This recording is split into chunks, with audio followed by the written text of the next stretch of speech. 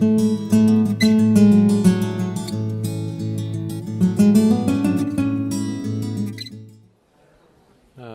I want to thank Michael Fitzgerald and its committee for this wonderful conference, and I'm really happy to be here with you and all the colleagues here. Picasso and Germany, this relationship is generally regarded as a success story. The monumental artist of the 20th century found his first and greatest supporters here.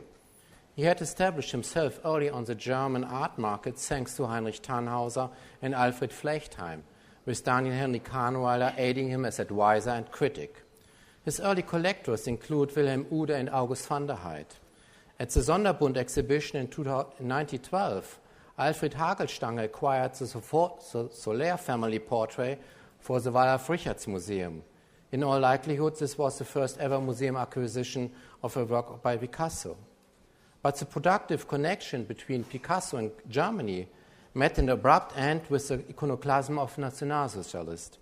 While the artist defied the German occupiers in his studios in the Rue des Grand Augustin, his largely Jewish collectors and art dealers were persecuted, and Picasso's works confiscated from German museums and among other things auctioned off at the Galerie Fischer in Lucerne in June 1939. In the ruins of post-war Germany, Picasso's painterly oeuvre was to be seen once again only comparatively late. The French occupation authorities introduced the great names of French modernism to German public early on, but in contrast to Braque, Léger or Matisse, no significant exhibition on Picasso was shown. Of all people, the Gaullist government distinctly wished to avoid including in their program of expansion artistique the artist who only recently and to international fanfare had joined the Parti Communiste. Instead, the exemplary quality and humanistic spirit of French art was to be imparted to barbaric Germany, and Cubist formation and apocalyptic visions did not harmonize with their concept. Only after the end of the occupation period did Picasso appear on the German stage once again, but as a more spectacularly. In summer 1955, he was represented at the first Documenta in Kassel with 9 paintings and numerographics. One of these paintings, The Girl Before a Mirror of 1932, was assigned the central place in the exhibition course of the Fridericianum. The Picasso exhibit pieces in Kassel were comparatively modest in quality, and as the major Picasso exhibition was being held at the same time in the Musée des Arts Décoratifs in Paris. It was organized by Kahnweiler and Maurice Jadot, who had been responsible for numerous exhibitions in Germany and now was Kahnweiler's right hand at the Galerie Louis Léris.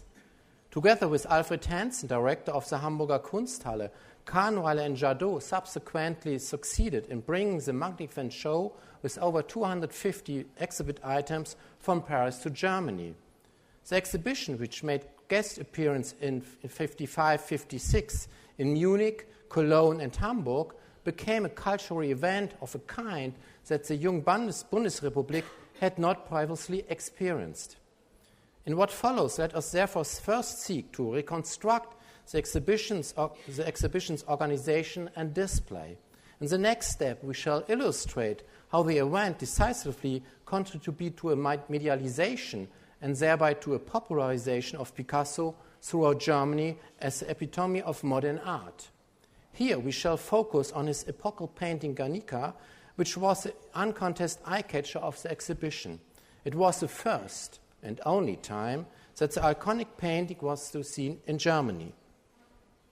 The Picasso exhibition can be described as the Bundesrepublik's first blockbuster, and it was unique at the time in terms of expanse, dimensions, and success, a sensation. Its curatorial concept, public relations, press echo, and visitor behavior set new standards. In post-war German society, it was unprecedented for a modern artist to advance to become an omnipresent superstar in the media, in research, even in advertising. This cultural event was publicized nationwide with posters. Thousands of flyers were passed out between the pillars of the House of Kunst. The lone word Picasso shown in bright blue and black, kidney-shaped panels while raspberry-colored guideposts pointed the way with Picasso's signature. The press spoke of a Picasso mania spreading like an epidemic. Monsieur Kahnweiler told anecdotes before a large auditorium. The film club screened a Picasso film. Booksellers decorated their shop windows with Picasso books. In public libraries, every single page about Picasso's had long since been lent out. Television explored the masterworks according to the motto, "Who's afraid of Picasso?" At the same time, the organizers experienced an undreamed surge of visitors that provided for corresponding headlines. The Hamburger Kunsthalle set up a museum shop and had a lighting system built in so that the museum could stay daily until 10 o'clock p.m. In Munich, guided tours had to be cancelled, which moved the critic to an historical composition. Despite this, the halls are so full, even in the early morning hours, that there are small queues in front of one of the other paintings that recall the best times of bread carts and limitless enthusiasm for art. Even on the first 2 days, over 6,000 visitors were counted in Hamburg. At the end of the show, there were over 300,000 paying visitors at the 3 stations. In comparison, the first Documenta in Kassel a few months before had drawn only 130,000 visitors. Even so today, the Documenta makes an epochal cultural event in the young Bundesrepublik. At the time, it commanded nowhere near the attention that the Picasso exhibition did. Its success was not last due to the exhibition curatorial concept, which was accompanied by an elaborate scholarly supporting program and innovative museum pedagogical offers. Several tours were offered daily. Short films about Picasso, including Le Mystère Picasso by Clouseau, were shown, and lectures and panel discussions were held, with the enterprising Kahnweiler seizing the opportunity to speak at all 3 stations. In addition, the curators came up with a modern display. The 3 museums directors, under Jadot's guidance, had eventually arranged the exhibits in a circuit format with the aid of partitions in various colors, with seating arrangements to provide visitors an opportunity for contemplative viewing. The exhibits had no explanatory text accompanying them, for which reason the illustrated catalogue, in which each work was described individually, was in great demand. In Cologne alone, 35,000 copies were sold. In fashion, not only the artist with his works moved into the spotlight, but his audience as well. The media covered visitors' expectation and emotions in detail. The visitors, with their earnest yet strained efforts to recognize and understand the unknown in Picasso's art, were continually highlighted as a patient public which was gathered at high prices. In particular, parents would try to explain to their children the art that they themselves found so difficult to access. Thus, for instance, the following scene was observed in the Haus der Kunst. A brother and a sister pair are sitting in the blue sofa in front of Guernica, the monumental depiction of the horrors of war. The parents approach the colossal painting and then return. The father instructs the mother. This is degenerate genius. The coach's approach, amazement, incomprehension, and even open rejection on the part of the German public, to whom access to modern art had been so long denied under the verdict of degenerate, are reflected in numerous photographs in which visibly moved visitors view the art as it so alien to them. Overwhelmed, visitors crowded into the overfilled halls before the shouting, screaming, smiling paintings, so that one understood the paintings through the visitors and the visitors through the paintings. Contemporaries were already describing the exhibition as a phenomenon of mass fascination and analyzing the stampede as a sociological problem by conducting visitor surveys and compiling statistics. Reports emphasized that all levels of society and generations were interested in Picasso's art, and many went to the exhibition who otherwise scarcely gave thought to art at all. People, in fact, from all walks of life, society ladies, skilled craftsmen, teachers, government officials, academics, and business people, and teenagers went shouting and clamoring through the halls. One say many old people, but even more youngsters. It was emphasized over and over again that this was no longer an exclusive and correspondingly high-educated public that came to see the work of an avant-garde artist. The journal Das Kunstwerk proclaimed a Picasso mania, and the Handelsblatt explained that the artist's name had then become at least as popular as that one of a boxing world champion. The exhibition was covered in all feuilletons, whether in nationwide dailies or small provincial newspapers. The TV Wochenschau even did several broadcasts on it, and passionate discussions for and against Picasso were carried out in letters to the editor, between silent admirers, headshakers, and the horrified, attested the Kölnische Rundschau. Picasso forever, wrote Die Zeit, and the Catholic Christ and Welt asked, Picasso, magician or destroyer? The celebrated artist even smiled out at readers from the cover of the leading political medium Der Spiegel, a distinction usually reserved for a major international figures from politics and film. Within its covers, the political magazine offered a 12-page report on Picasso based on current research. Not to be outdone, the brandy label Jacobi placed an advertisement alongside the article headed by the question that so divided Germany as a cultural nation. Are you for or against Picasso? The exhibition not only contributed decisively to the artist's popularity, it also lent tremendous impulses to Picasso studies, and thereby to German art historical research on modernism in general. The catalogue conceived by Jadot set new standards not only with its introduction to Picasso's oeuvre, comprehensive biographical documentation and bibliography, but also with essays on Picasso's signature, picture titles, art dealers, and collectors. It was to be the prelude of almost 24 scholarly publications on Picasso that appeared on the market within 2 years. Indeed, surely no 20th century artist had evoked such divergent interpretations and projections as Picasso. In the immediate post-war years, discussion on his work revolved around the destruction and the human image in which the traumatized German public believed it recognized the nihilistic zeitgeist. In 1948, in his epochal book Art in Crisis, Hans Sedlmayr formulated a critique of modern art, which he judged a symbol and symptom of an overall decline in culture. In his critique, he charged Picasso with having made a fatal contribution to the separation of art from humanity. During the exhibition, the conservative perspective was taken up again from Catholic side.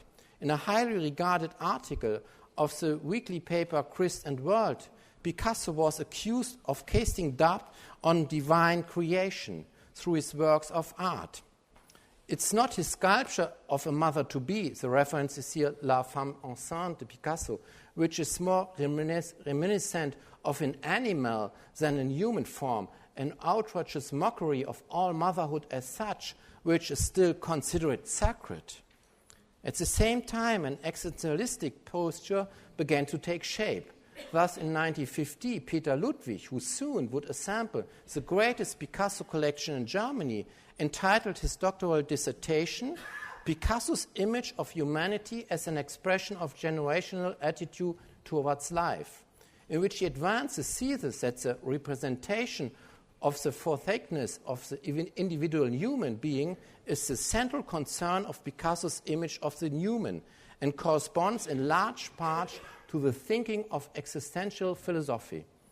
With this publication that appeared in the mid-50s in the wake of the Picasso retrospectives, the artist was gradually disentangled from the ideological discourses of the post-war years. He was now regarded to the one hand as an icon of modern art, and on the other he was becoming a subject for scholarship and research. The exhibition retraced Picasso's artistic development on the basis of 250 paintings, sketches, graphics, sculptures, and ceramics that spanned a bridge from the artist's beginnings in Paris to the variation of Delacroix's Woman of Alger, which had left the studio only shortly before the start of the exhibition. The undisputed centerpiece was Guernica, which had been stored at the MoMA in exile since the end of the 30s. At all three stations, the painting was shown in a hall of its own. While in Cologne, the painting served as a spectacular prelude in the foyer of the half-ruined buildings of the museum. In the hall of the Haus der Kunst, ultramarine blue armchairs and sofas of extremely modern had been set up, and in Hamburg, a long wooden bench facing the painting awaited visitors. Press coverage and photos reveal how people gathered before the monumental painting. Quotation, one can observe early in the exhibition than in the crowded wall of viewers who gather before this gigantic canvas and hold their breath, even scholars fell silent.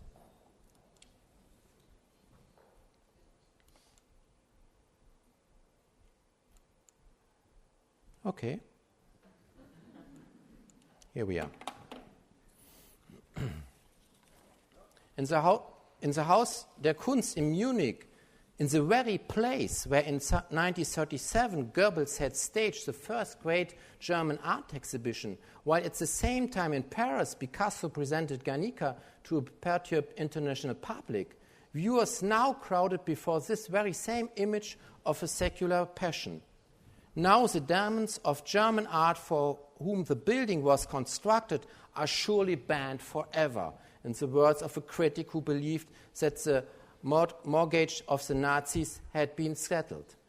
Nevertheless, in retrospect, it is striking that at the time the painting's historical context, the air attacked by the German Legion Condor, was mentioned only in a very few articles. Thus, Hansen forward to the catalogue merely states that the Guernica arose under the effect of the dreadful news about the destruction of the Basque city by aerial bombardment during the Spanish Civil War, and presaged that the horror of the coming war in everlasting and unforgettable portents. The press did remind readers that the painting prophetically anticipates the European events of the following years, that it was a wild, desperate protest against the first bombardment of a peaceful little city. Nevertheless, fully in keeping with the collective amnesia prevailing in the post-war years, the historic responsibility of Germans was only seldom named by German media and art historians, let alone accounted for in terms of ethics and morality. Instead, the painting was allowed to dissipate into an aesthetic experience by describing it, as Werner Haftmann did, as an artistic legend about this event, a visual imago that reveals in a total vision the entire landscape of terror that the news opened up in the artist's soul. Most authors exercised Guernica from the context in which it arose and reduced it to its formal structure and symbolism. Only a few point out that the painting deals with a real pictorial theme, the ignominious attack by German bombers on the unsuspecting and defenseless little Basque city of Guernica that Picasso had transformed into an apocalyptic vision. Karl Linfert not only referred to the fact that the Legion Condor had bombed Guernica, but also established a connection between content and modern form. Only Picasso had been able to create this image of contemporary history because he was in possession of an adequately modern pictorial language, an extreme, shocking form. Also, the historic responsibility of the Germans was tangentially marginalized. A number of commentators established a connection between Picasso's aesthetic pictorial language and his communist convictions. It was no accident that Picasso's membership in the Communist Party was adjudged critically, since in 1955-1956 the impending prohibition of the Communist Party of Germany by the German Federal Constitutional Court and the division of Germany into East and West dominated political debate. Thus, with an eye to to political restrictions in the GDR, a newspaper wrote that in the East, people marched behind Picasso's peace staff, but in the West, they flocked to the Picasso exhibition. In fact, the exhibition had lasting effects beyond the German border as well, and sparked lively debates in the GDR about Picasso's political and aesthetic posture. For West Germany's society of the post-war period, the Picasso exhibition was a key event in its process of cultural self-discovery. Due to its medialization, commercialization, and popularization, it reached a far greater public than the first documenta taking place in Kassel at the same time. It was the exhibition that opened up the way to the rediscovery of modernity on the part of the German public that had been denied to it since the degenerate art exhibition of 1937. But it was still too early to redress towards the city of Guernica. The sense of aesthetic overpowering in the face of Picasso's image to the passion went hand in hand with the collective suppression of historic responsibility. At the time, for a brief moment, it opened up a German debate on the formal language and political orientation of modern art. Thank you very much.